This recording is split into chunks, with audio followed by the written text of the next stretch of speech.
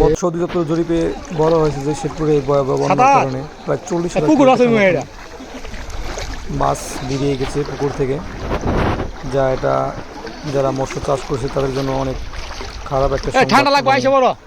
তারা একেবারে নিঃস্বর পথে বলা যায়। তো আমরা পিছনে দেখে আসলাম অনেকগুলো জালে, প্রত্যেকটা টানে আপনার ছিপ জাল যেটাকে বলা হয় গ্রামের ভাষায়, প্রত্যেকটা টানে আপনার মাছ উঠতেছে। তো সামনে দেখতে পাচ্ছেন অনেকগুলো জাল, তো এখানেও দেখতে পারবেন অবশ্যই অনেকগুলো মাছ উঠবে। তো চলুন দেখা যাক। মনে হচ্ছে বিশাল বড় একটা মাছ উঠেছে।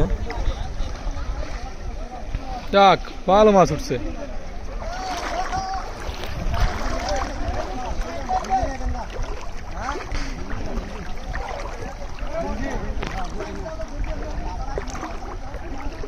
ভাই ধরে ফেলান, ফাল দিবে কিন্তু।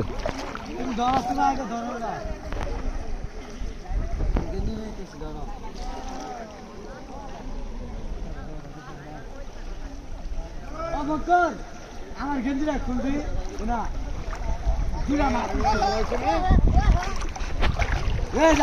একটা পাইছি বিশাল বড়, কাঠটা বাসায় পাড়াই গেছে।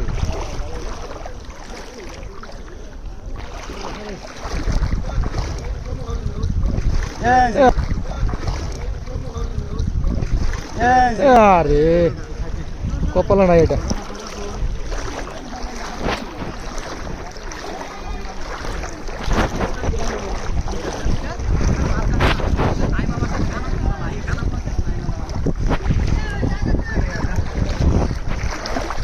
কি মাছ ভাই?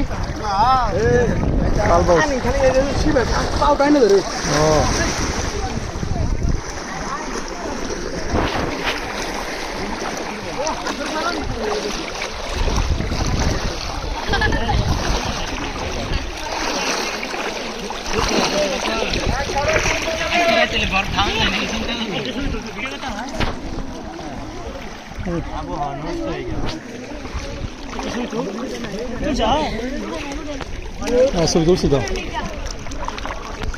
ওই বাড়িতে একটা ফ্রিজ আছে, ফ্রিজটা খুলে দিয়ে আসি। আরে কত ছবি তুলবো?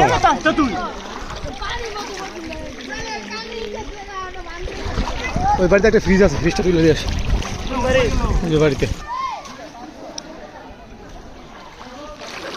ও বাপ, ভালো মাছ উঠছে তো। প্রতি টানে টানে মাছ উঠতেছে। একটি ভিডিও তোলা ভাইরাল হবে।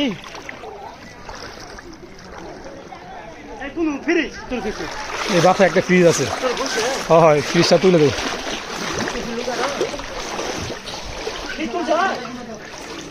এই ফ্রিজ তুলবো না, ইট বসানি আছিল। ঠিক আছে,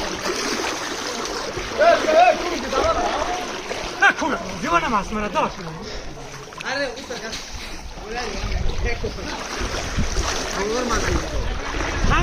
মদত করলে না।